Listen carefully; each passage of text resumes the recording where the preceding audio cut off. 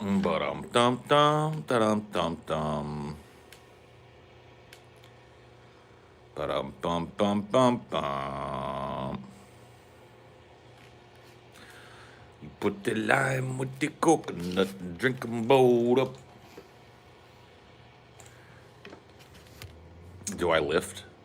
I lift my big fat ass everywhere I go. Dude, I probably lift more than you do. Every step I take, I lift more than you do. Rah, rah. You don't even know.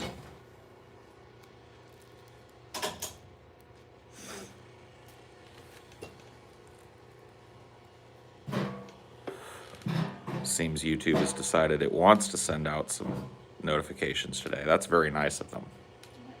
I got one too. I heard it. I really do think I'm reaching the point where I would benefit from having two phones. Yeah. If I had two phones out here, or like a secondary phone and a Bluetooth speaker, I could have people on super easily. Like I could create a fucking Twitter space, Yeah. have them join, mute everybody else so they could just listen, and I could interview them through this. Just having like a second, or like a tablet maybe, or something, Yeah. I don't know, or a laptop. Yeah. Well, I know spaces don't work on computers. I don't know if they work on a tablet. Probably not. Maybe. I don't know. We'd have to see. I could do a Discord server too that's 100% locked down to the point of no return. Like nobody can post a fucking thing there, and then I could use that to bring people on as well. Yeah. I'd rather not be on Discord though. Touch that fucking poop before. It's bad enough I have to use it to talk to the fucking guys and shoot our show. Like Discord PTSD, bro. You tried like a bunch of shit, didn't you? What? Like different ways to have them call in. Oh, like back on DP? No, I mean like when you first like started doing it remotely, didn't you try like Zoom and shit too? Oh, we tried a ton of different fucking things. We used a bunch of different like Zoom clones. For the longest time we were filming in, I'm trying to remember the name of it now because we haven't used it in so long. It wasn't Zoom. It was one of these other fucking call-in voice over IP, video over IP meeting things. No, you trust me, it's not anything that you would know off the top of your head. It was some weird fucking, oh my god, quit guessing. It's not fucking Skype, and it's not TeamSpeak, and it's not Ventrilo. Skype! Skype? Was it Skype? No.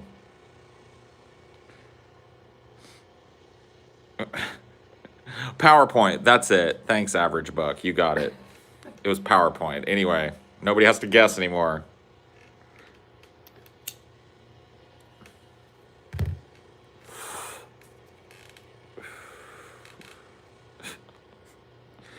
Wow.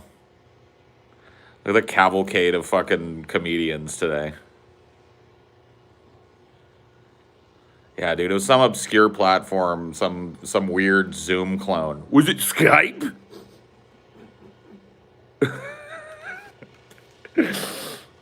Oh man, the fuck is wrong with y'all? Could it be Skype?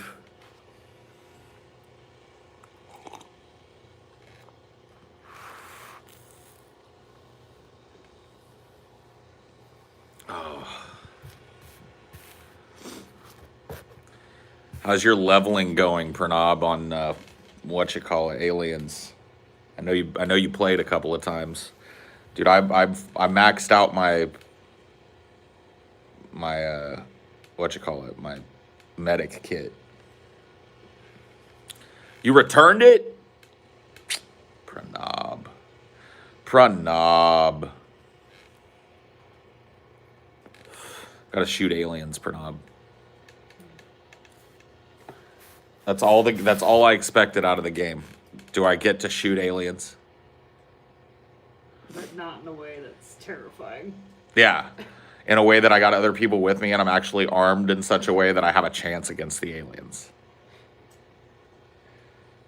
Don't make me like a fucking desperate worker trapped alone on a space station with a bunch of aliens that I can't fight.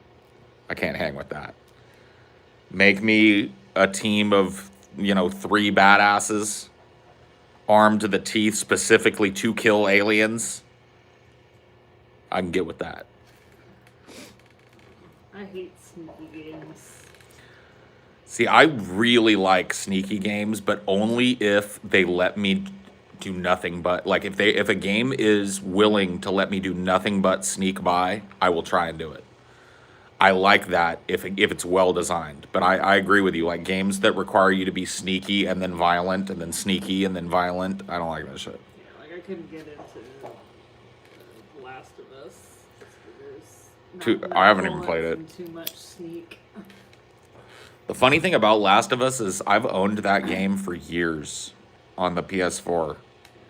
I bought it. I bought the director's cut Last of Us edition on the PS4 like fucking back when I lived in Texas. Mm-hmm. I've still not fucking played it.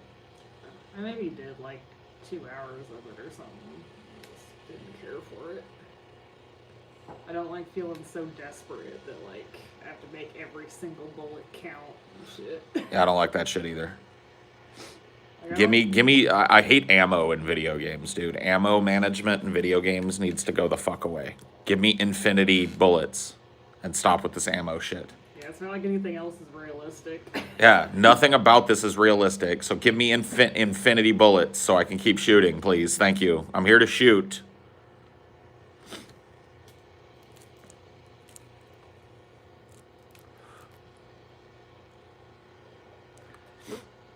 Yeah, I never played The Division. I don't know. I'm digging the Aliens game. It feels like pretty simplistic when you first start playing it, but there's a lot to it. Like you can change the way that the characters play in a number of different ways. That upgrade grid adds like an RPG element to it, which is kind of neat. And I just found one of the character classes that I really like playing. I like being the medic because nobody ever gets to play with a medic. Nobody plays them. You would think quite a few people would play them, but I have not bumped into a whole lot of medics.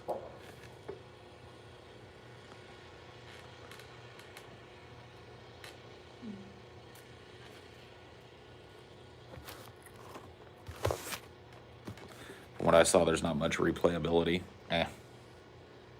I mean, like, the game is run around and shoot aliens. It's pretty replayable.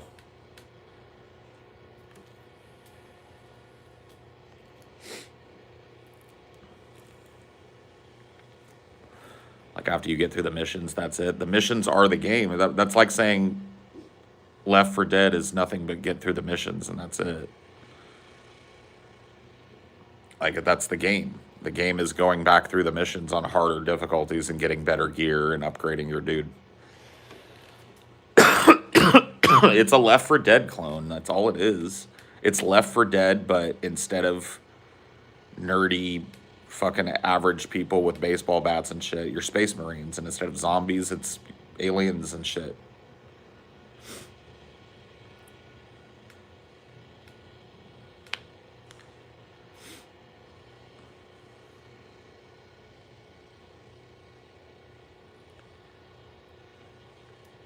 Yeah, see, I didn't really like Left 4 Dead at all. I wasn't a huge Left 4 Dead guy. Like, I couldn't get into it like some people did. I'm not saying, like, I'm going to be into this Aliens game forever, but I've definitely gotten what I paid for out of it.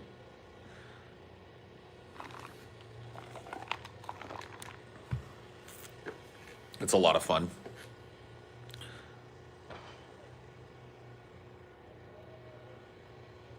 Nah, don't worry about it, dude. Like I said, I probably won't be playing it forever. It's just what I'm playing now. It's nice to have an aliens game to play where it's not like survival horror because I can't hang with that shit. I'm too scared. I'm too scared if I'm powerless against the alien. I have to sneak around and hide from it and shit. I can't do that.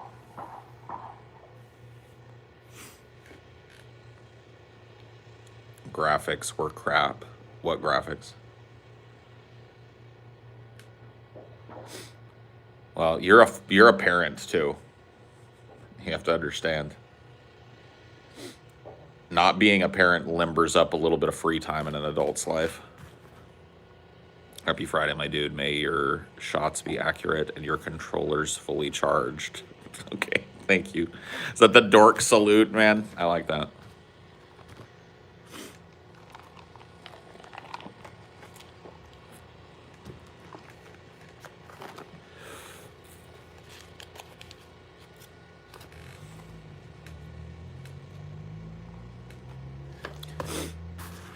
That makes the difference between horror games and horror movies for me. I mean, a horror movie, like if a horror movie is effectively spooky, it'll scare me for reals. But a game, it's way easier because there's more of a connection. Like you feel like that you're responsible for surviving the horror, whereas during a horror movie you have a distinct kind of feeling you're along for the ride, and what happens really has nothing to do with your reactions. When you're playing a horror game, you're getting the same horror, but you're in control of that shit.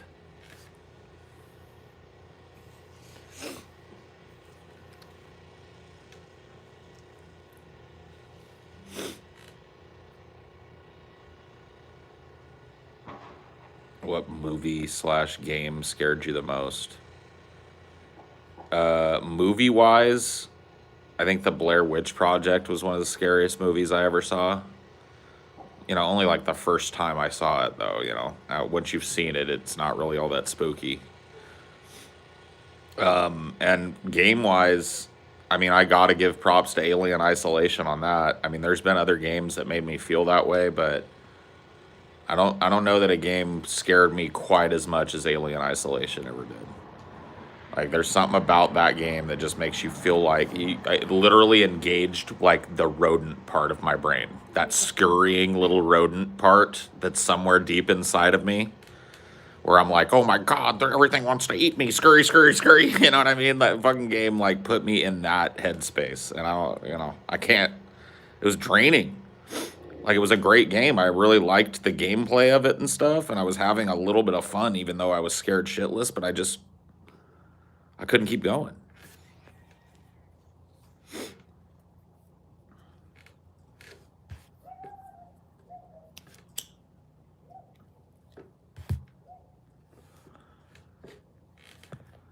Oh yeah, sound design in Alien Isolation was 100% top notch. Like, a lot of the reason why I think that game is scarier to me than some of the other similar, because I've played similar games to that and they've been spooky, but like I am a huge mega fan of the Alien franchise, and so that's probably why I'm enjoying this game and Pranav isn't. Like Pranav probably really likes the Alien films, but I doubt he's as into them as I am. Most people aren't. And so just getting to hear a pulse rifle and watch the aliens scurry and hear the music and shit, like that for me makes the game playable. You know. Whereas for somebody that's not like an ultra fan or whatever, it's my playthrough of Alien Isolation. I didn't play through it. I didn't even get I think I got like a quarter of the way through the game. There is somebody made like a supercut. I think you have to search Paul versus the alien in Alien Isolation. If you search Paul versus Alien Isolation, I think you'll find it. Somebody made a supercut of.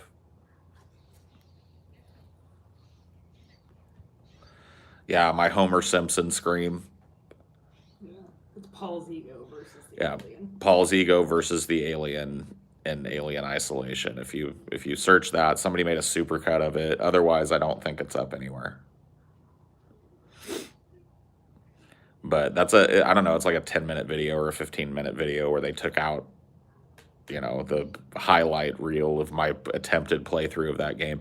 A lot of people don't know this. Before I started on DP, I was doing a lot of video game streams. I actually streamed, and it's kind of sad, on Twitch for about 80 people, I think.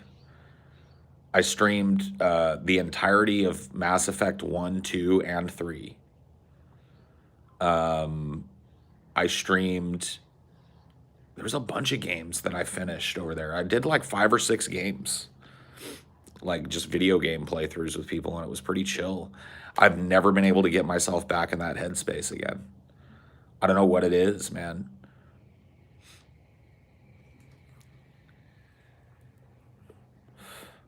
It's just draining, I think. Yeah, they actually like being online all the time and then doing more shit online. It's made me more defensive of gaming. Like, I only do it once in a while with people. Just watch the Scream. Yeah, dude. I'm telling you, man.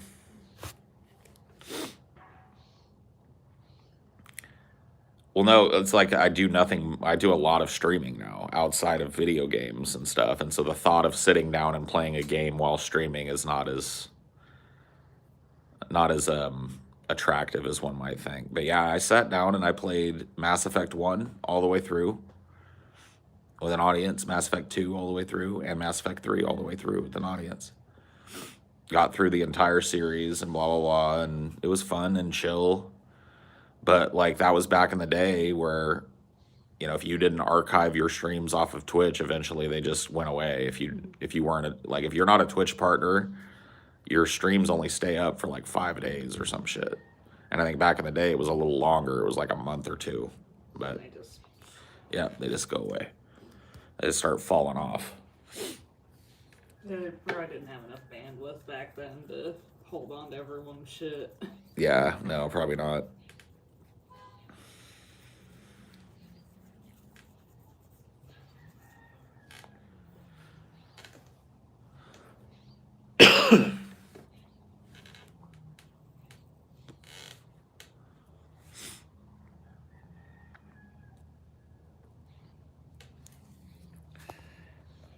So an Alien fan, what about the new so-called Alien movies? You can go and look at my channel, Cinema for Cynics, and see my review of Alien, both of the newer Alien movies I did a review of.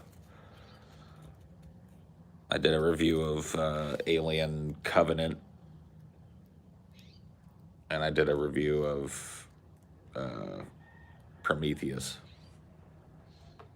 So you can see what I think there. I don't like. There you go. Do not want. I watched Prometheus with you, and I couldn't do it with you. Yeah. Yeah. You've seen Aliens. You've never seen Alien. We still need to watch Alien with you. You've seen Prometheus. I don't think you've seen Covenant. I don't think so. But there's really no reason to watch Covenant. Oh yeah, we forgot we were doing like a run of the Terminator movies, and we stopped at 3, didn't we? Well, there's a reason. Yeah. There's a reason we stopped at 3, because they really go in the toilet after 3. But yeah, we still got some Terminator movies to watch. I definitely want to do a big what the fuck happened to Terminator, because rewatching those movies has completely flipped my perspective on it. Like prior to rewatching 1, 2, and 3, I would have told you like 2 is better than 1. Not true. And I would have told you that 3 is a shit movie. Also not true.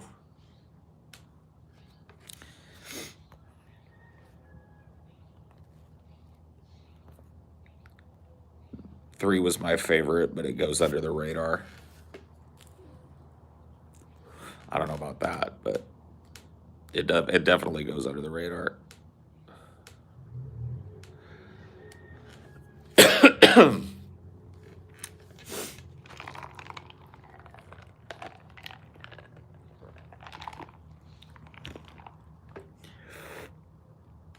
Is Terminator Salvation any good? No. None of the Terminators after Terminator 3 are any good.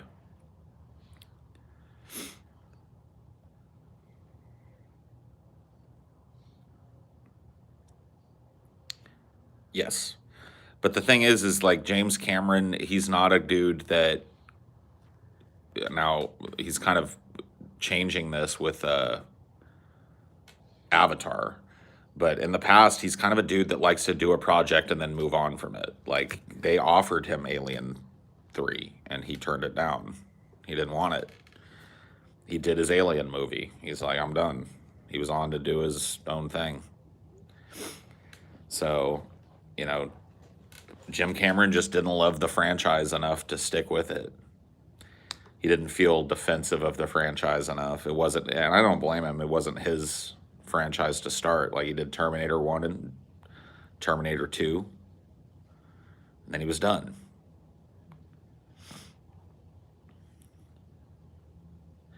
Yeah, dude, the new Dune trailer. They said that Dune premiered overseas. It's doing that today, I think, in Venice or something. Motherfucking Venetians get to see it? Why? Why? Months early, too. They get to see it.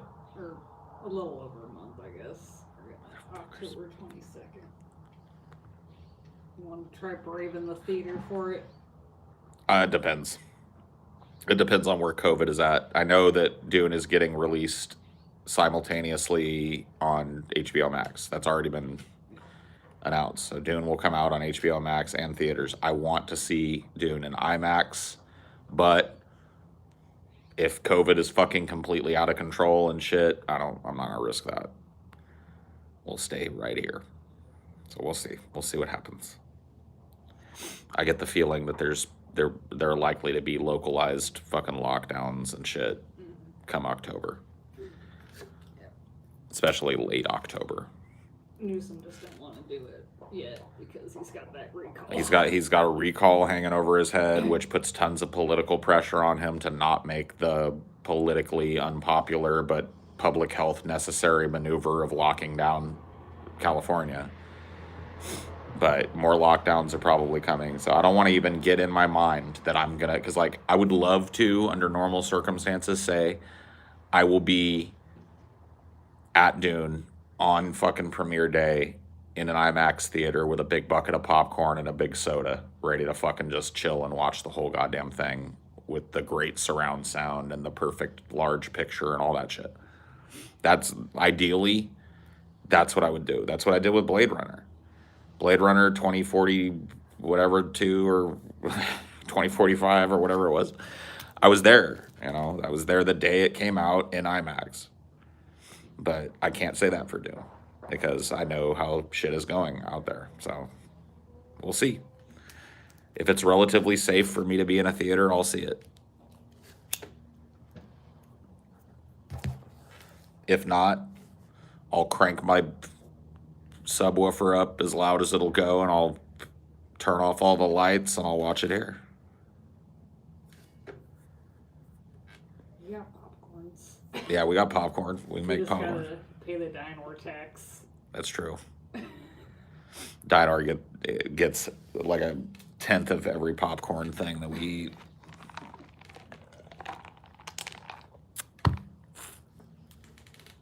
Hope it turns out to be as good as the trailers look. Me too. I have a lot of faith in it, and I usually don't put faith into films because I've been so fucking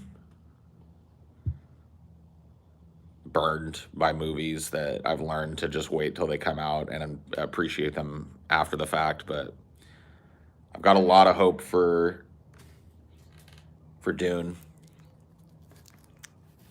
It's my favorite sci-fi franchise, my favorite sci-fi novel, one of my favorite novels, period, of all time. I love the universe. I love the characters. I love the story.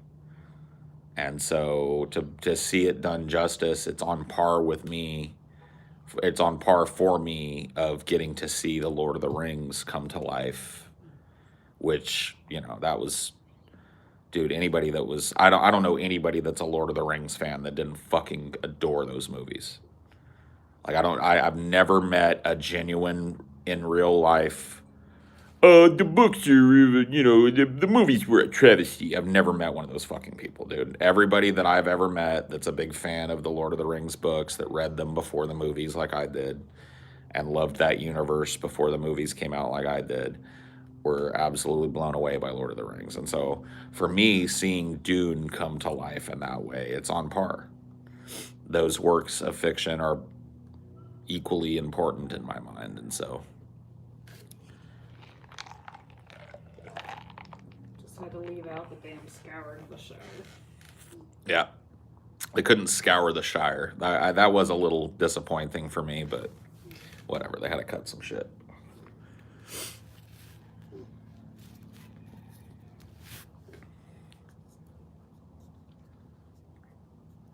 Why are you bragging about that, Robin? I wouldn't brag about that. Go do it.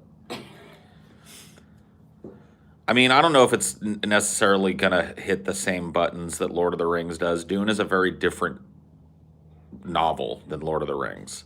So if you look at Lord of the Rings, it's like Lord of the Rings is archetype fantasy. It's very much the hero's journey, and I'm not saying that Dune is free from that. Dune explores the hero's journey as well, just from a different perspective.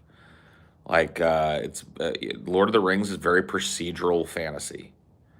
That's what makes it work. It's just it's not predictable, but it's very carved up into big moments and scenes that all lead towards an obvious conclusion, right? Nobody is thinking that Frodo's going to die on the way to the fucking Mount Doom. Obviously, there wouldn't be a book for him to write, which it's intoned at the beginning of The Lord of the Rings that Frodo and Bilbo, worked on the book together.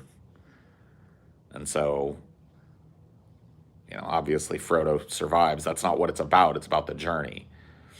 Dune is about adding layers of complexity as time goes on.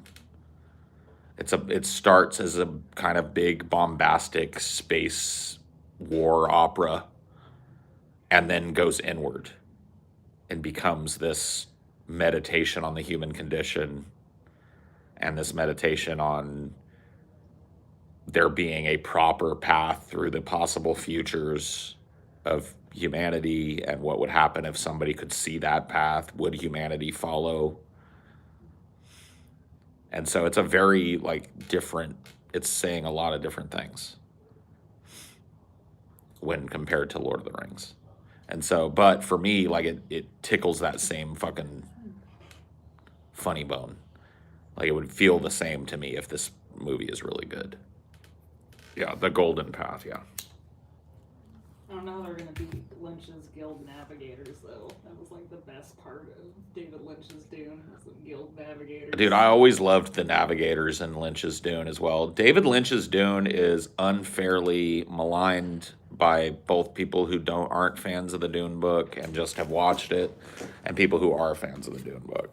David Lynch's Dune is absolutely entertaining from start to finish. It has some really amazing visuals in it, some practical effects work that is really just great, in my opinion, and is a pretty fucking good attempt at making a movie that lives up to the novel. Yeah, super stylized and fun to watch.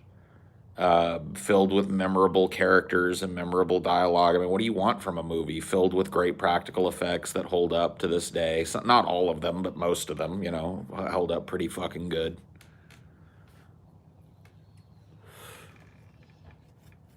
Great soundtrack, great memorable bum bum bum bum.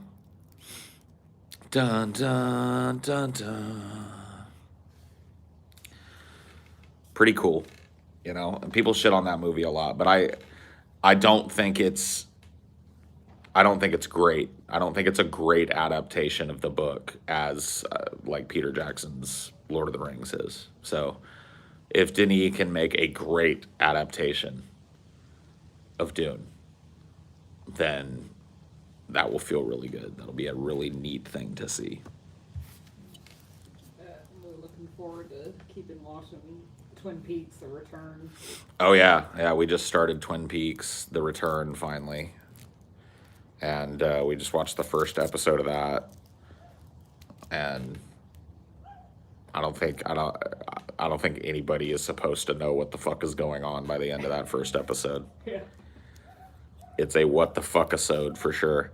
Lord of the Rings was too long to sit and watch. Dude, I'm not here evangelizing, bro. I don't care whether you watch it or not. Fucking 213 Ghost references. Yeah, that's true. I guess Denis is calling for a trilogy series, not just a 2-part one-off. Stoked. Yeah, I mean, I don't know really what he would do. Once you reach a certain point in the Dune novels, I just don't think that like they translate very well into film form. Maybe I'm wrong though. I just feel like Dune becomes extraordinarily dialogue heavy and political right around the third book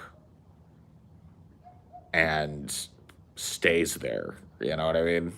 Unless he means like just splitting Dune into 3 parts. I hope not. You think that's too much? I think that's too much. I'm from what I've heard, he's doing the first half of Dune in the first movie, second half of Dune in the second movie, and those are guaranteed. Those are already like he's already working on the second one, and then he wants a third movie. Is what recently he's talked about, and then after that we'll see. Which means that he'll be doing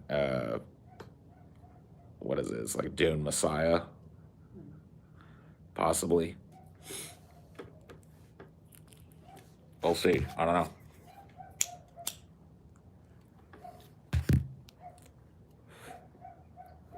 I see what you're saying. Like 3 parts of the book is too much because The Hobbit happened. I mean, Dune is a better candidate for that, but I think it's better. Like, I think that the book is better split into 2 halves. Because there really is, like, a very easy to see split point in the book. Paul, as an adolescent, who's hasn't really learned what the full extent of his destiny and powers are, and then he kind of comes to learn it, and then Paul, as a man commanding an army and coming into his power and coming into his influence, and also coming into the knowledge that the galaxy will literally be scoured, billions and billions of people will die, and with his name on the lips of the people who are killing. He foresees the jihad that will sweep the galaxy, starting with Arrakis, and supplant the entire galaxy and unify it under him. And he sees it over and over and over again. And one of the things that Paul is tortured by in the first few books is him coming to understand that there's no way for him to change it.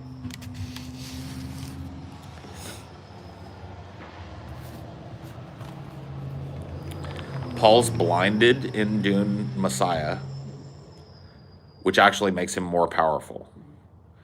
So he's, I can't remember what kind of attack it is, but so there's some kind of assassination attempt on him. It's like some nuke kind of thing, isn't it? Some weird device is snuck into the fucking house, and it blinds him. It literally just like fucking burns his eyes out. But it makes him more powerful because it like drops the last part of the veil for him and relying on his eyes to see, and it sends him completely inward.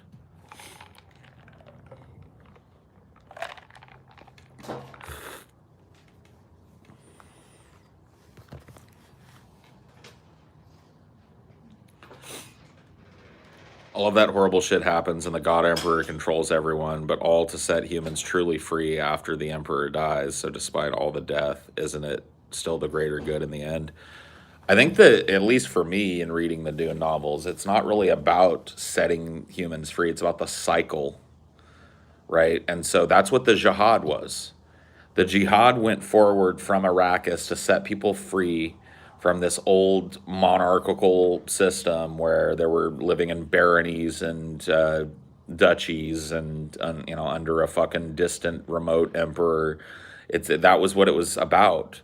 So the jihad in Paul's name is to quote unquote set people free, but it really just creates a new cycle of oppression for people. What Leto II muses on towards the end of his life is the fact that there is no way to break this cycle, that human beings will always crave anarchy and chaos, no matter how comfortable you think you make them, no matter how much you think you're meeting their needs or exceeding their needs and expectations for peace and tranquility and freedom, that there is something inherent to the human being that makes them hate it, makes them long for the chaos of watching it unravel and fall apart.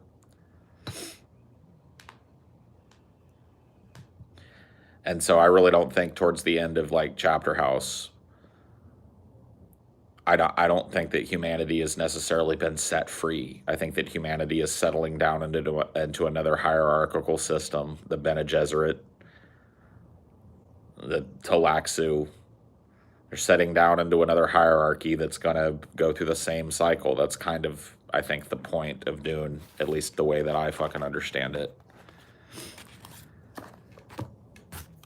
Time is a flat circle. All that.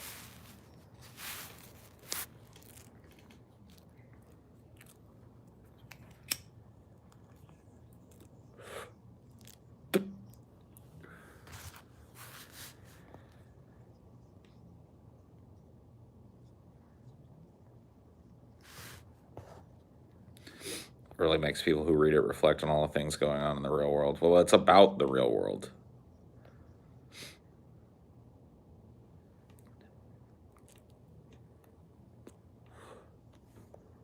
Dune inspired every sci-fi that came after it. Dune was it's a foundational piece of sci-fi. It's up there with like Asimov.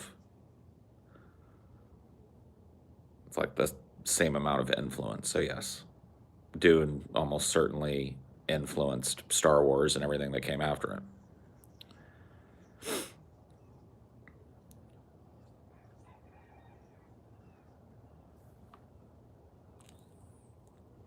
Yeah, jihad is not in the movie. They're calling it a crusade. That's been confirmed, I think, is that they've removed the term jihad from the film. So, there you go.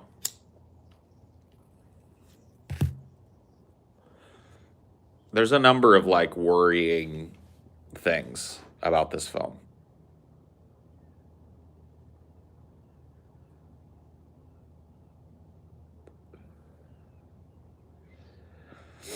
It's not all roses, dude.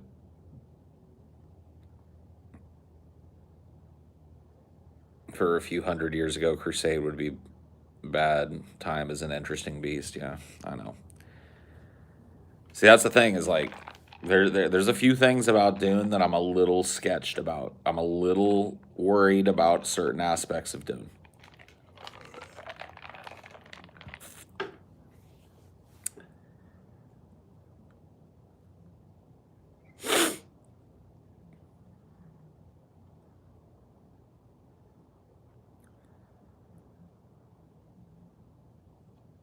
What are they all? Number one, Jason Momoa. That's my biggest worry. Jason Momoa. He looks real savage and shit, but he plays a huge fucking role. He plays Duncan, Idaho, dude. That's like a huge fucking role in the Dune films. And if he sucks, and maybe he will, I don't know. I'm just worried about him. That's all. He's like an unknown for me. I've seen enough in the uh, trailers of Timothy Chalamet to know that I will enjoy his Paul. I've seen enough. No, Patrick Stewart was Gurney Halleck. That's a different role entirely. That's actually the role that's played by uh, Josh Brolin.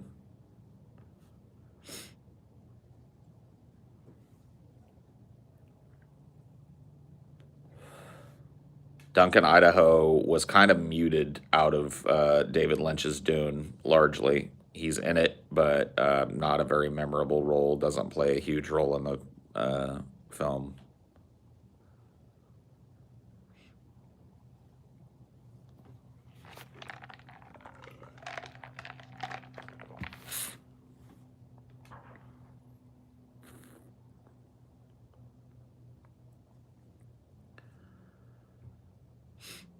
Richard Jordan, and he barely appeared at all. Yeah. So it's a huge. It's like the largest role in Dune. It's bigger than any, like Paul Atreides, bigger than fucking Duke Leto. He's literally a deathless Gola. Duncan Idaho is infinitely brought back in these things called the axolotl tanks owned by the Talaxu. It's like basically a zombification process. You take a piece of the genetic material from that person's body and you can regrow that person and imbue them with the memories of that person to a certain extent, or not, if you choose to, and create like that person again. And so Duncan Idaho, he never dies really in the book. He's there, he bears witness to the whole broad, thousands of years that pass over the Dune series. So that, like, it's the biggest role in the book. Duncan Idaho is like you. Duncan Idaho is the thread that allows you to attach yourself to something that carries you through all these thousands of years of change in the galaxy. So you want to talk about somebody who's got a lot of weight on their shoulders. Everybody's focused on Timothy Chalamet because Paul Atreides is the focus of the first Dune novel and a half. But he's quickly gone. Paul dies. You know what I mean? And his children take over. Children of Dune. And one of his children is named after his father, the late Duke Leto II. And he's imbued with the same powers that Paul has, along with his little sister. And he eventually, through the books, figures out that in order for him to truly become as powerful as he needs to lead everybody, and for him to be able to have the prescience that he needs to do that, he has to combine himself with the sandworms. And he becomes the great worm god, Leto II. And he rules over the empire with great fucking prescience and brutality.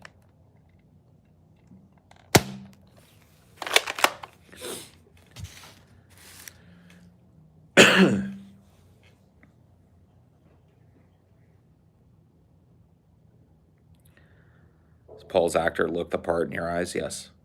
I was a little worried about him, but then the reason I was worried about him at first was I was like, oh man, he looks so young.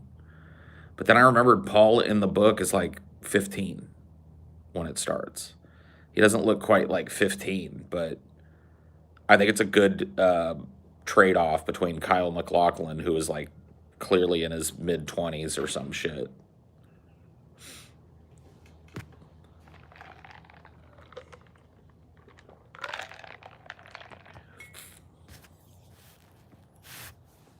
So that was the only thing I was really worried about, but I've seen enough of him in the trailers, enough big moments to know that he can carry it. He's going to be good. Other things that worry me about the movie. Okay, and this is hard to say, but I'm just being honest about it. What I've seen of Baron Harkonnen, I really like aesthetically. I like the way he looks. I like the way he talks. What little bit we've heard, but we've seen so little that I'm worried that Stellan Skarsgård is gonna fucking turn in a blasé performance, and that it's not gonna be a great villain turn, and that's gonna suck.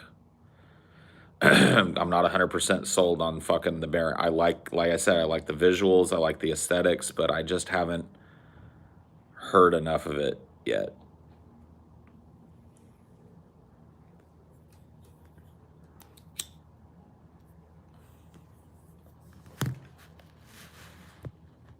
Well, Chani is close.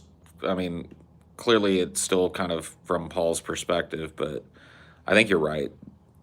Giving because that's really where I start to worry about like how are they going to make this into a movie? Because so much of you know Dune Messiah is it's internal. It's such a book that looks inward.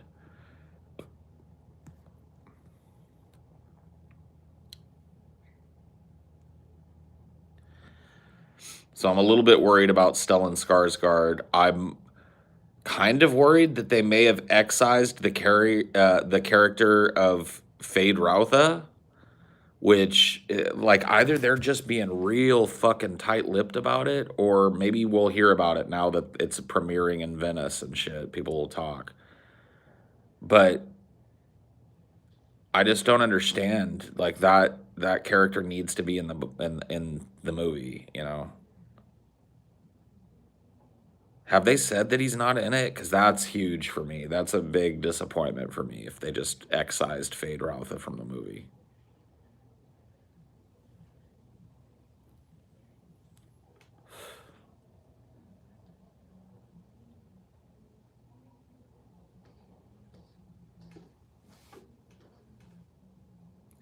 Fade is great in the book.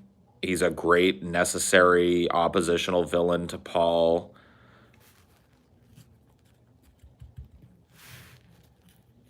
Same kind of age as Paul, but just raised under that Harkonnen influence. So he's kind of like a dark mirror of Paul as a prince of the Harkonnen Empire vying for control of Dune. I mean, it's a huge turn. It's a huge character. So what are they going to put back in it? Fade is barely in the first half of the book. I understand that, but like he should be there. They should tease him. I just want to know that he's going to be in the fucking movie. That's all that I'm worried about, really. I want to know that they're not going to like wad up Fade and throw him away. They should introduce him or tease him or some shit. Dude, there's a number of people that I think would play a really good Fade Routha. And I think people think I might be crazy on some of them, but and so I'll have to have you guys help me with their names too. So if I were auditioning for the role of Fade Routha, I would want to talk to Sacha Baron Cohen. I would want to talk to Russell Brand. I would want to talk to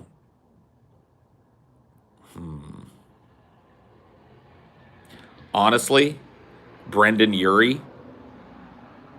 I think those three people I would want to audition for that role.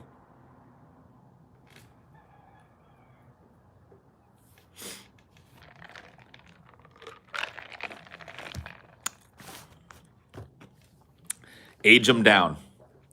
We got the technology. There's no more. Is Brendan Urie an actor? If you watch his like videos for his songs and shit, like I'm not trying to get you into whatever. I like Panic at the Disco, whatever. I'm a fan. If you watch his videos and shit, he's clearly got the presence to be an actor. And Fade Routha is so much about that, like, sexy, twinky, kind of like dangerous. I think he'd be good.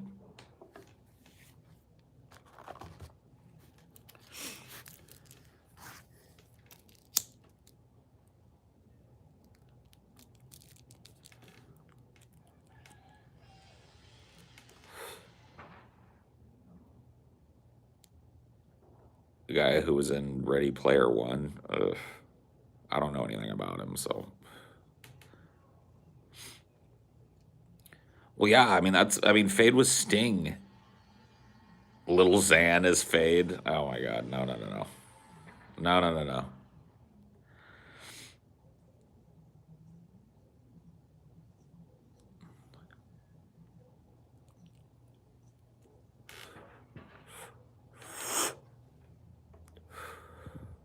Post Malone is Fade. No, too goofy.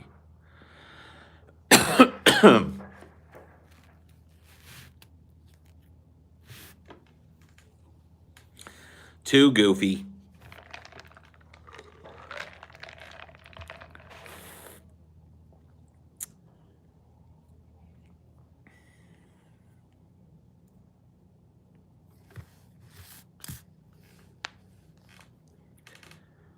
Little Uzi Vert as Baron Harkonnen. Oh yeah, dude, just do an all mumble rap. Dude, what about and I'm not even joking about this. What about Machine Gun Kelly as Fade Routha?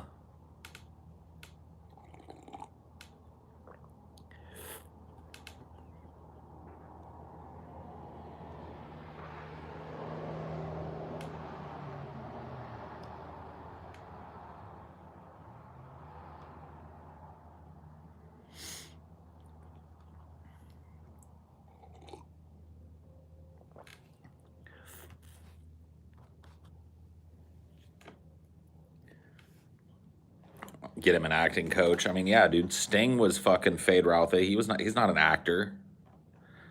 They were able to get him through it, you know?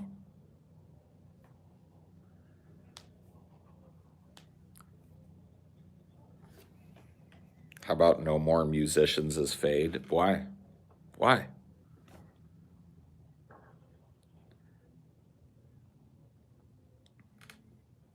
I think Sting did well. Yeah. It's all right.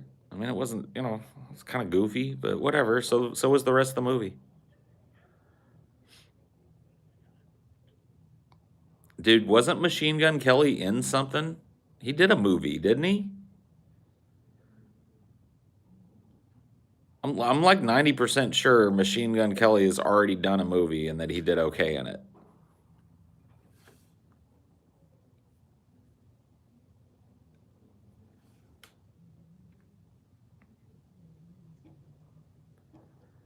The Dirt. Yeah. Was it bad? I haven't seen it.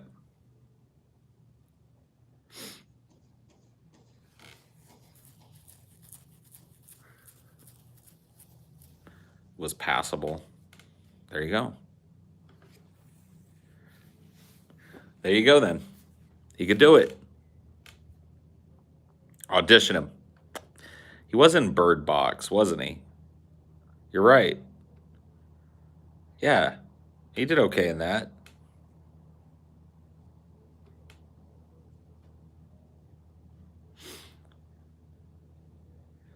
Who else could do it? Who else could do it?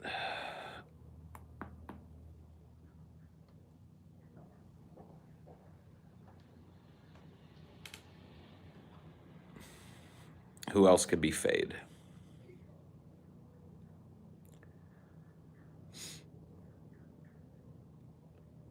Lil Pump, dude.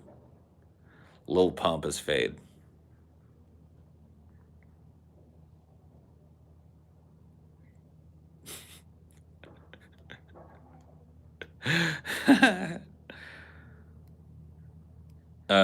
Man, who could play Fade?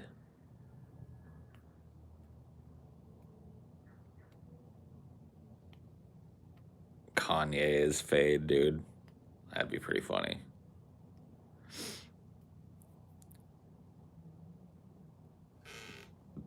I don't really think there's anybody for me to play except the Baron, dude. Snoop as Fade, yeah. I mean, for Shizzle.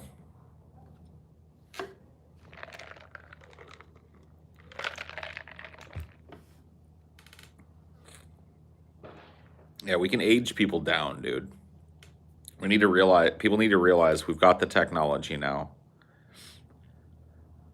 We can age people down in movies, so stop, limber up your mind here.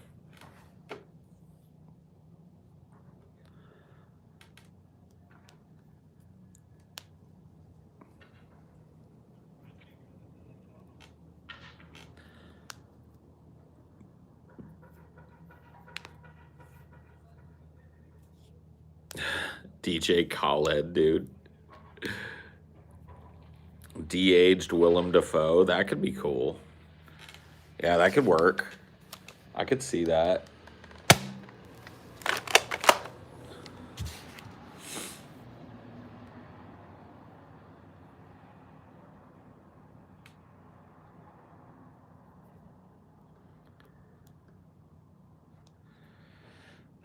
Anyway, I'm gonna end this.